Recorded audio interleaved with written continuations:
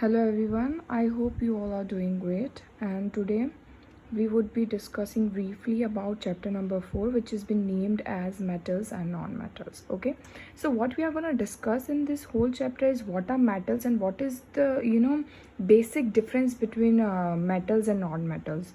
As you can read here, metals are the solid substance. They are generally the solid substance which are having the properties like they are hard, they are lustrous, they are malleable, they are ductile, they are sonorous, they are good conductors of heat and electricity, right? For example, copper, gold, iron, aluminum are some examples of metal. But when it comes to non-metal, they are quite opposite to that. So non-metals are soft, they lack luster, they are non-malleable, non-ductile, they are poor conductors of heat as well as electricity. For example, carbon, sulfur, graphite are the examples of non-metals, right? So now we would be further discussing the physical properties of metals and non-metals. So on the basis of their physical state, which would be for metals, it would be solid on the room temperature, but when it comes to non-metal, they could be solid as well as gaseous at the room temperature, right? Luster means shiny, right? Shiny texture. So on the basis of lustrous material, we would be judging the physical properties. They are non-lustrous, non-metals are non-lustrous. Then hardness, as I've already told, metal are hard and non-metals are soft. Then malleable and brittleness. Now malleable means what? When the substances can be beaten into sheets, that is means malleability, right? But brittleness, when the substance can be broken into pieces, that is brittleness. So ductility means when the substance can be drawn into wires, thin wires, that is the ductility.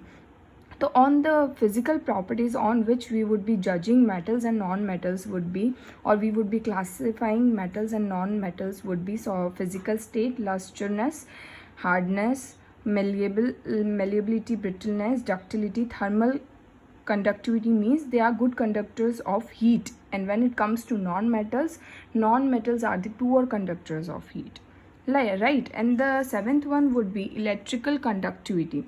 So when it comes to electrical conductivity, metals are exactly the solid substances which we use in many of the substances to carry even the current. We use the copper wires, thin copper wires. So I would say metals are good conductors of electricity, but when it comes to non-metals, they are the poor conductor.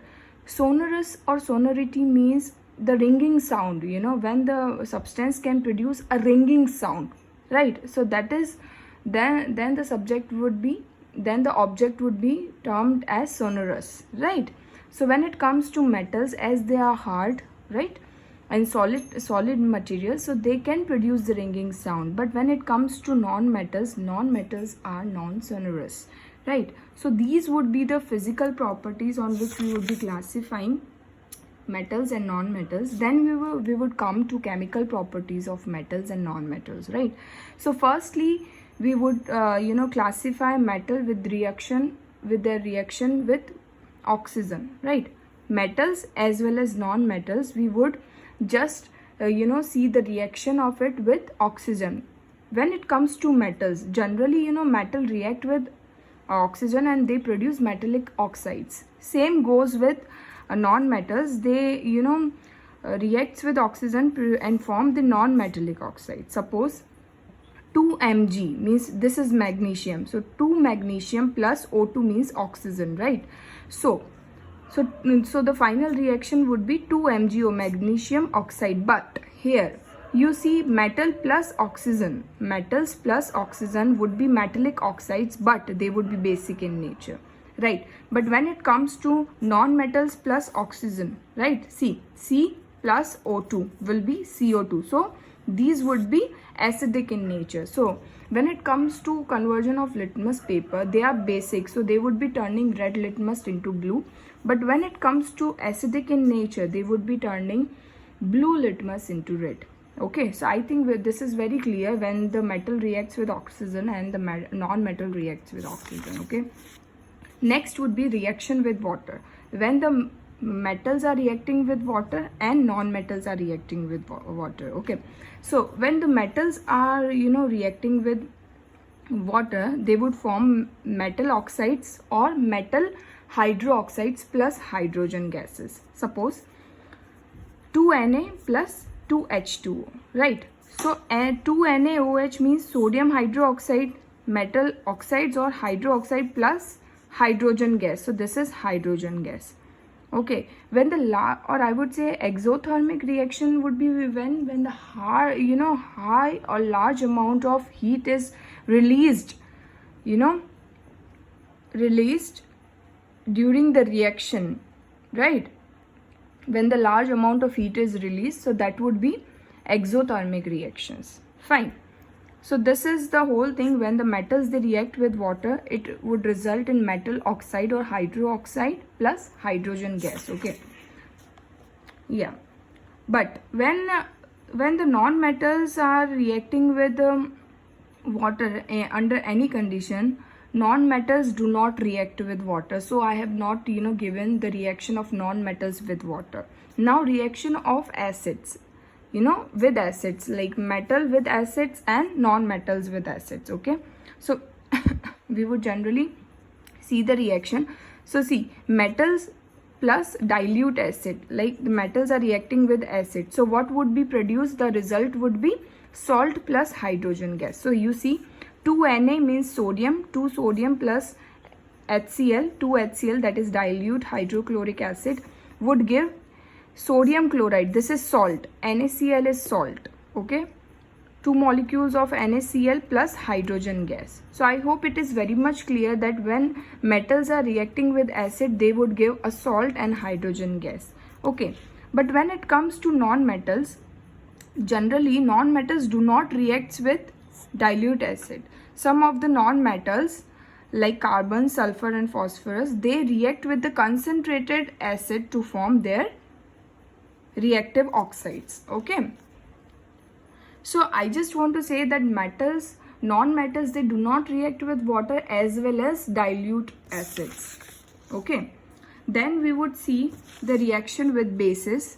So when it comes to metals, only few metals like aluminum, zinc, they would react with the strong bases and release the release the bases like sodium hydroxide, if sodium hydroxide, and release the hydrogen gases. But when it comes to non-metals, reaction of non-metals with bases are very complex and it will be dealt with the higher classes. Yeah, so these reactions of non-metal reaction with the bases is very complex and is not given in the syllabus right now.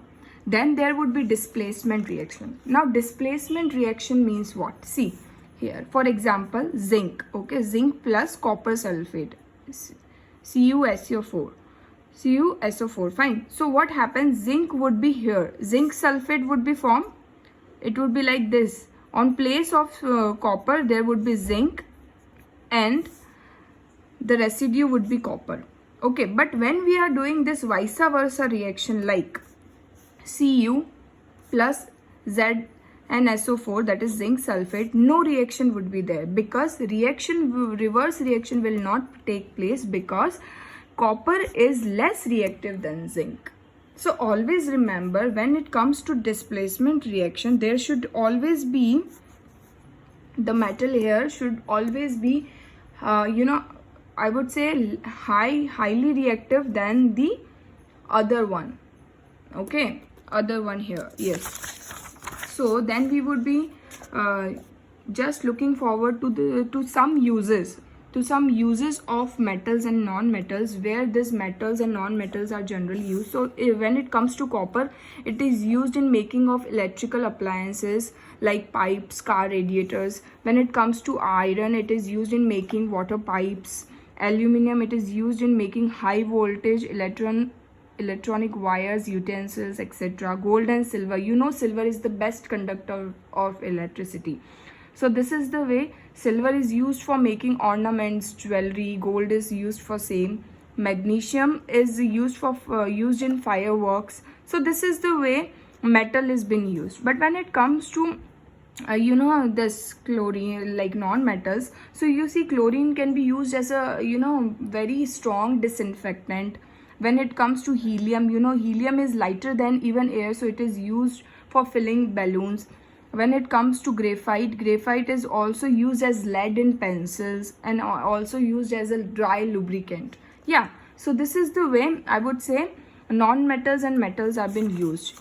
Now I would just like you to just go through the chapter, go through each and every keywords, like what do you mean by malleability, brittleness, ductility, sonority, corrosion, everything.